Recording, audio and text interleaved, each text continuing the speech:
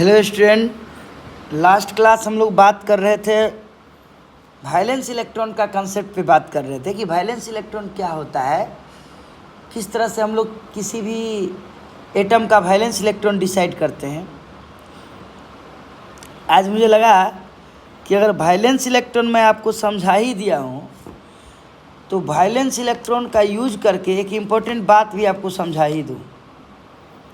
Valence electron का use करके एक बहुत अच्छा कंसेप्ट मैं आपको समझा रहा हूँ और ये कंसेप्ट है how to find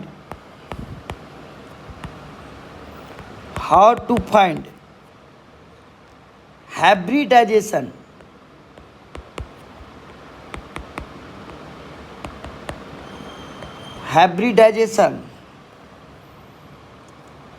of molecule by the help of valence electron.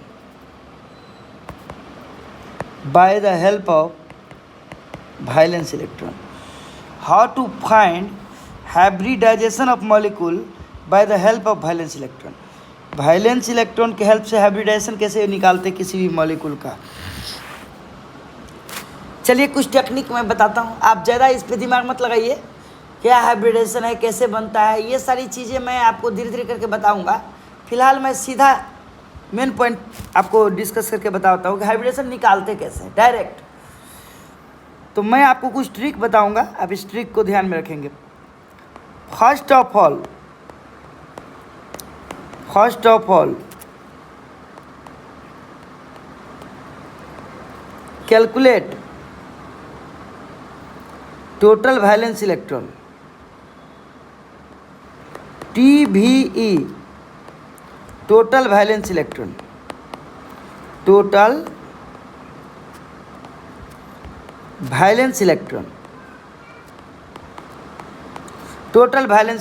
TVE। Case 1, total valence electron अगर 8 या उससे छोटा हो देन डिवाइडेड बाय 2, तो हम लोग 2 से भाग देंगे। 8 से बड़ा हो जाए total valence electron then divided by 8। 8 से बड़ा हो जाए और कहाँ तक, देखिए एक और बात समझिए यहाँ पे। 8 से बड़ा हो जाए टोटल वैलेंस इलेक्ट्रॉन, 8 से बड़ा और लेस देन इक्वल टू 56 तक, देन डिवाइडेड बाय 8। और केस 3 कह रहा है 56 से भी अगर बड़ा हो जाए टोटल वैलेंस इलेक्ट्रॉन, 56 से भी बड़ा हो जाए देन डिवाइडेड बाय 18, तो हम लोग 18 से भाग देंगे। टोटल वैलेंस इलेक्ट्रॉन अगर 8 या उससे छोटा हो तो 2 से भाग देंगे। 8 से बड़ा हो 56 तक तो 8 से भाग देंगे, और 56 से भी बड़ा हो तो 18 से भाग देंगे। ठीक है, और सुनिए, hybrid orbitals and hybridization. Hybrid orbital and hybridization, 2 hybrid orbital है तो हाइब्रिडाइजेशन होगा sp, 3 के लिए होगा sp2, 4 के लिए होगा sp3, 5 के लिए हाइब्रिडाइजेशन होगा sp3d, 6 के लिए हाइब्रिडेशन होगा sp3d2, और एक 7 के लिए होता है sp3d3। आप देख सकते हैं 2 के लिए एगो s एगो p मिला के 1 1 2 हो गया ना। 3 के लिए एगो s और 2 गो p, 2 1 3 हो गया ना। 4 के लिए एगो s 3 गो p, 3 1 4 हो गया ना। 5 के लिए एगो s 3 गो p एगो d, इस तरह से s एगो 3 गो p 3 गो d। हाइब्रिडाइजेशन इस तरह से निकलता है। अब देखिए सुनिए, मैं एग्जाम्पल से काम करूंगा, आपको थोड़ा थोड़ा हेल्प करते रहूँगा। देखिए मैंने लास्ट क्लास आपको समझाया था कि वैलेंस इलेक्ट्रॉन बराबर होता है group number in periodic table. Valence electron periodic table में ग्रुप नंबर के बराबर होता है। जैसे ग्रुप नंबर 1 से बिलोंग करता है ली ना क रब से फ्रा। ये पीरियोडिक टेबल का ग्रुप नंबर 1 से बिलोंग करता है। इस ग्रुप में जितना एलिमेंट है सबका वैलेंस इलेक्ट्रॉन 1 हो जाएगा। ग्रुप नंबर 2 से बिलोंग करता है बेटा, मांगे, कार, स्कूटर, बाप राजी। ये ग्रुप नंबर 2 से बिलोंग करे, सबका वैलेंस इलेक्ट्रॉन 2 होगा। इसी तरह से ग्रुप नंबर 3 से बिलोंग करता है बाल, गंगा, इंडियन तिलक। बाल, गंगा, इंडियन तिलक, इस सब का valence electron 3। Boron, aluminium, gallium, indium, thallium, सब का वैलेंस इलेक्ट्रॉन 3। ग्रुप नंबर 4 से बिलोंग करता है कार्बन, सिलिकॉन, काशी जी में शंकर पार्वती। ग्रुप नंबर 4 से बिलोंग कर रहा है, सबका वैलेंस इलेक्ट्रॉन 4। ग्रुप नंबर 5 से बिलोंग कर रहा है नाना, पापा, आंटी, सब बीमार, सबका वैलेंस इलेक्ट्रॉन 5। और ग्रुप नंबर 6 से बिलोंग कर रहा है क्या, ओ, स, से, टेपो, सबका वैलेंस इलेक्ट्रॉन कितना होगा 6। ग्रुप नंबर 7 से बिलोंग कर रहा है फिरकल बाहर, आई एन टी, फिरकल बाहर, आई एन टी, सबका वैलेंस इलेक्ट्रॉन कितना 7। और लास्ट में हम लोग को पढ़ाया गया था जीरो ग्रुप। इसमें आया था हीना, नीना और करीना की जीरोक्स रानी। इस वैलेंस इलेक्ट्रॉन उसका 8। इनर्ट गैस का वैलेंस इलेक्ट्रॉन कितना होता है 8, खाली हीलियम का 2, बाकी सबका 8। तो ये था वैलेंस इलेक्ट्रॉन। जब भी निकालना हो तो आप इस तरह का उपयोग करेंगे। आइए मैं छोटा छोटा क्वेश्चन आपके सामने रखूँगा और खटाखट आपको सब कुछ सॉल्व करके दिखाऊँगा। आप भी मेरे साथ जब भी वीडियो देखिए तो एक रफ कॉपी या चाहे एक फेयर कॉपी लेके रखिए, एक पेन लेके रखिए और मेरे साथ आप भी पढ़िए, लिखते हुए पढ़िए, समझते हुए पढ़िए। मैं जो कुछ क्वेश्चन देता हूँ उसको बनाइए मेरे साथ। आप ये मत सोचिए कि सिर्फ वीडियो देख लेते हैं बंद कर देते हैं, तो फिर कोई फ़ायदा नहीं मिलेगा। आपको फ़ायदा मिलेगा, पेन कॉपी लेके रखिए मेरे साथ और फिर पढ़िए, काम करिए। देखिए मैं सीधा सीधा बात करता हूँ आपसे। जैसे मान लीजिए एक मॉलिक्यूल मेरे पास आया CH4 और हमें बोला गया कि इसका हाइब्रिडेशन निकालिए। तो हम सबसे पहला जो काम करेंगे वो काम करेंगे क्या, टोटल वैलेंस इलेक्ट्रॉन निकालने का काम करेंगे। कार्बन का वैलेंस इलेक्ट्रॉन देखिए, कार्बन ग्रुप नंबर 4 से बिलोंग कर रहा है। ग्रुप नंबर 4 में कार्बन है और हाइड्रोजन ग्रुप नंबर 1 में है। तो कार्बन का वैलेंस इलेक्ट्रॉन कितना होगा 4। अब प्लस हाइड्रोजन का वैलेंस इलेक्ट्रॉन कितना होगा 1। लेकिन हाइड्रोजन है क्या गो, 4 गो।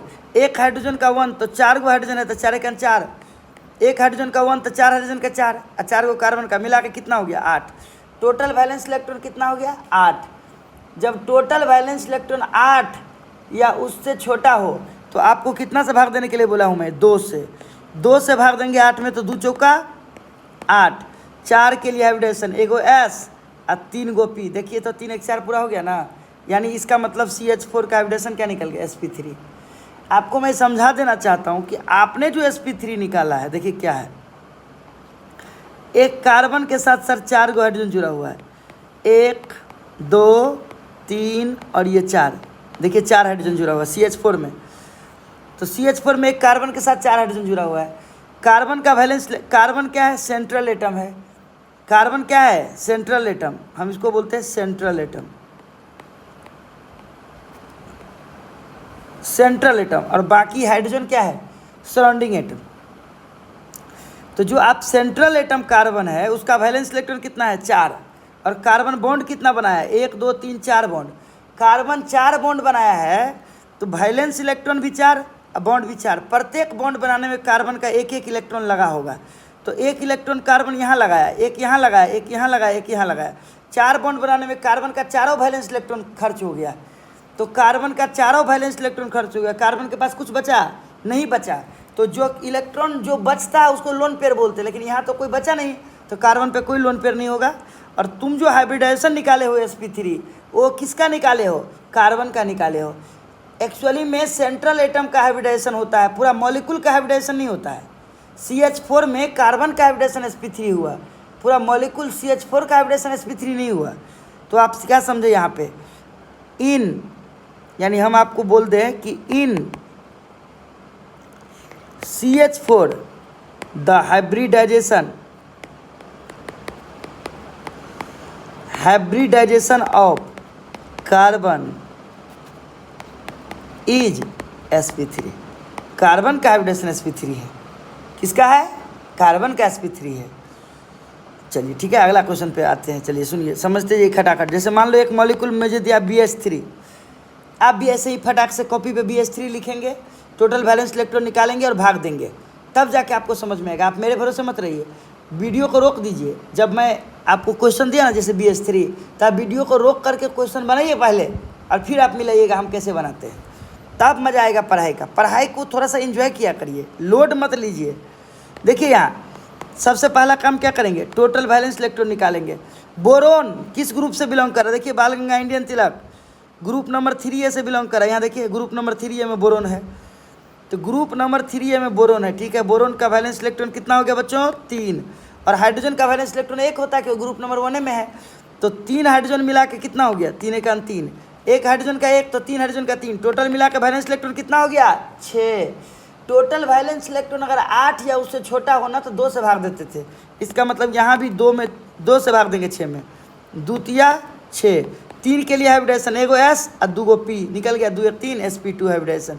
यानी BH3 में बोरोन के साथ 3 हाइड्रोजन जुड़ा हुआ है। यहाँ सेंट्रल एटम कौन है, बोरोन है, और बोरोन का हाइब्रिडेशन क्या हुआ, sp2। हाइब्रिडेशन किसका हुआ, sp2, बोरोन का हाइब्रिडेशन हुआ, BH3 का नहीं, बोरोन का। और बोरोन का वैलेंस इलेक्ट्रॉन कितना है बच्चों, 3, और 3 बॉन्ड बनाने में बोरोन तीनों खर्चा कर दिया। कोई लोन पेयर है, नहीं है, no lone pair on central atom, no lone pair on central atom, central atom boron, boron पे कोई लोन पेयर नहीं, hybridisation sp2।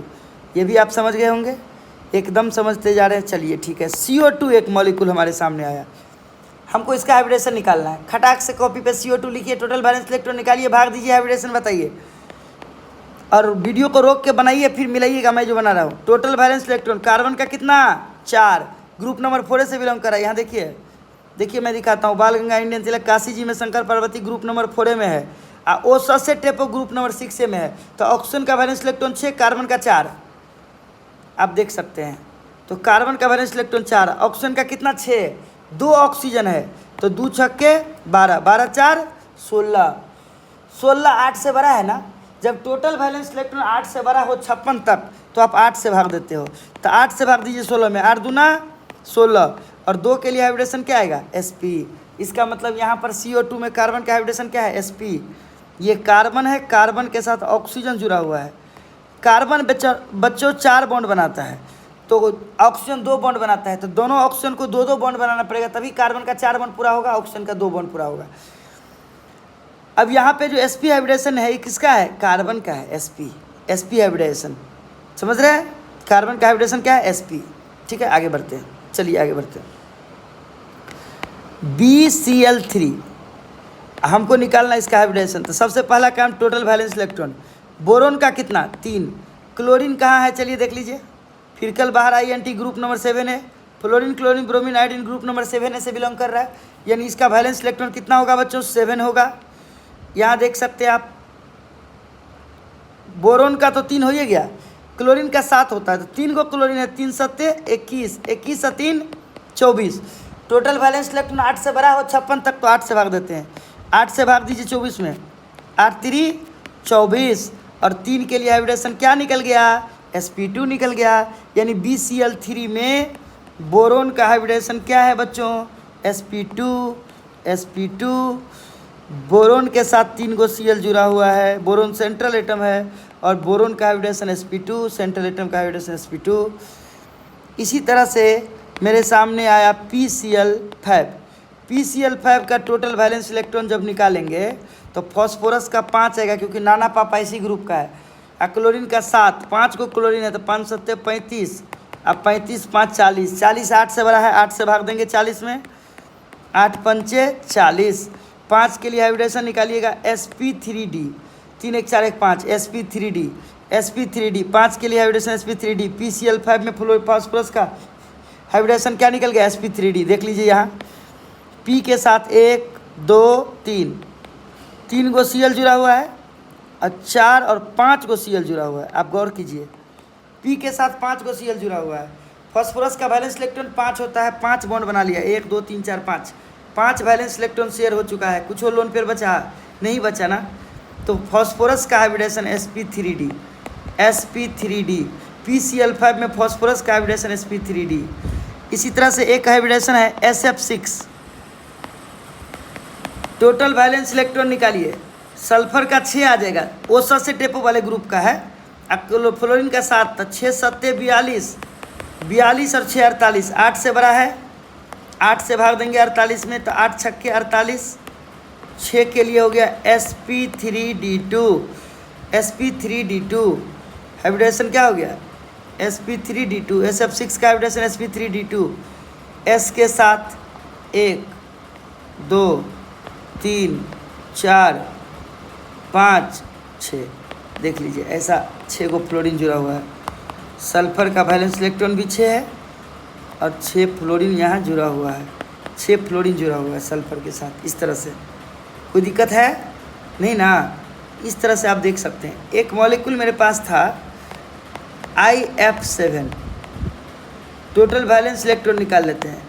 Iodine group number 7 से बिलोंग कर रहा है और फ्लोरीन भी 7 से, 7 सत्ते 49, 7 8 56, 8 से भाग देना पड़ेगा 56 में, 8 सत्ते 56 और 7 के लिए हाइब्रिडेशन क्या होगा sp3d3, sp3d3 यानी I के साथ 1 2 3 4 5 6 7, 7 को फ्लोरीन जुड़ा हुआ है।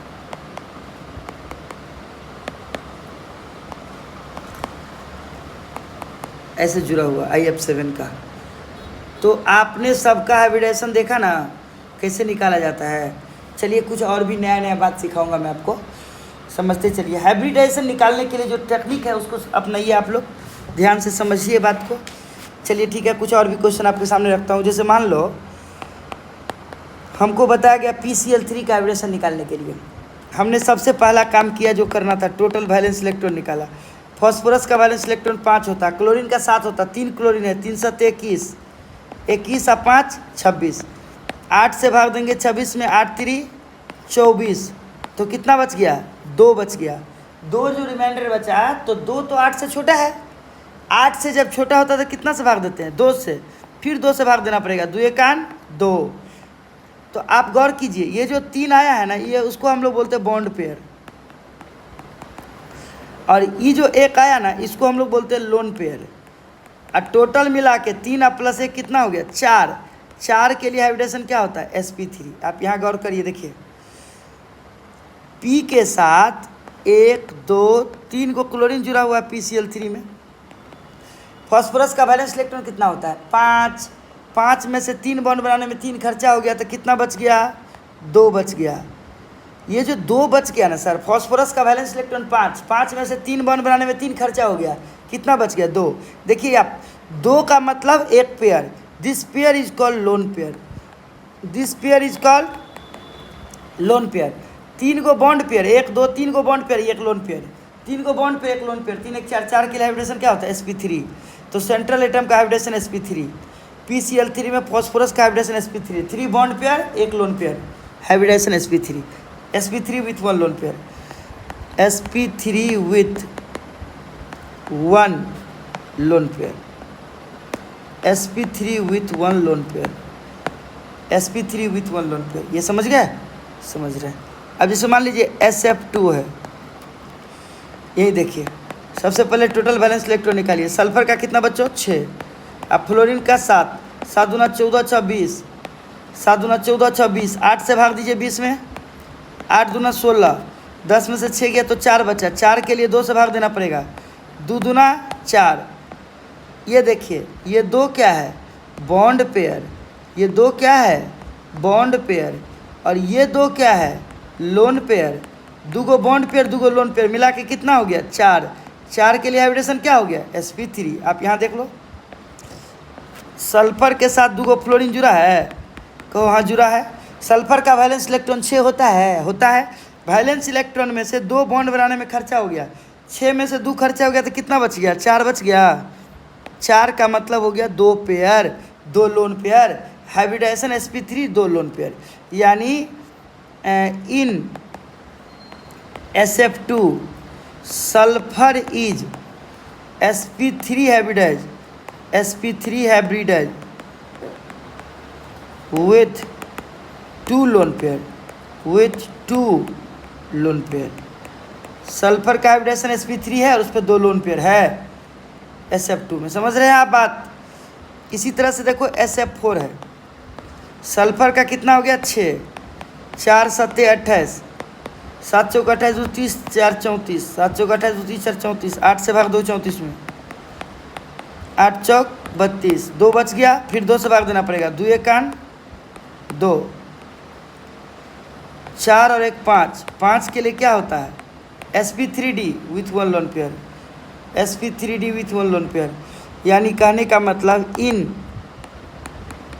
sf4 sulphur is sp3d hybridized with 1 lone pair, with 1 lone pair on sulphur. आप इसका स्ट्रक्चर भी बना सकते हैं। यहाँ देख लीजिए सल्फर का स्थिति कुछ ऐसा है।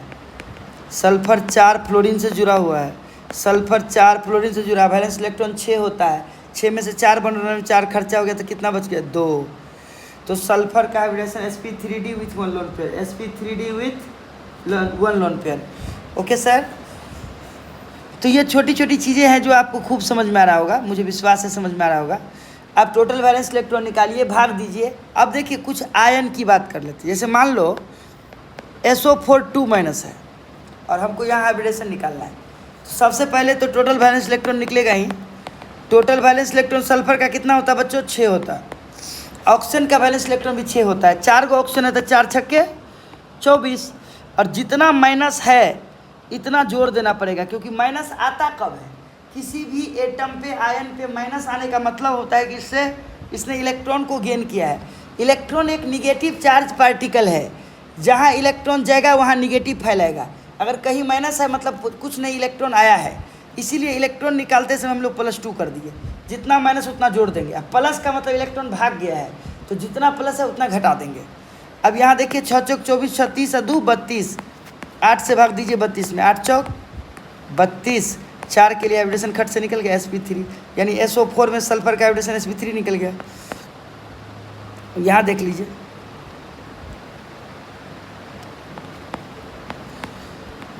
NO3 minus, total valence electron nitrogen का कितना होगा 5, ऑक्सीजन का 6, 3 छक्के 18, और 1 माइनस है तो 1 जोड़ दीजिए तो कितना हो गया 36 18, 6 चौक 24, 24 हो गया। 8 से भाग दोगे 24 में, 8 3 24, और 3 के लिए हाइब्रिडेशन क्या निकल गया sp2। 3 के लिए क्या निकल गया sp2 निकल गया। समझ रहे हैं आप बात को।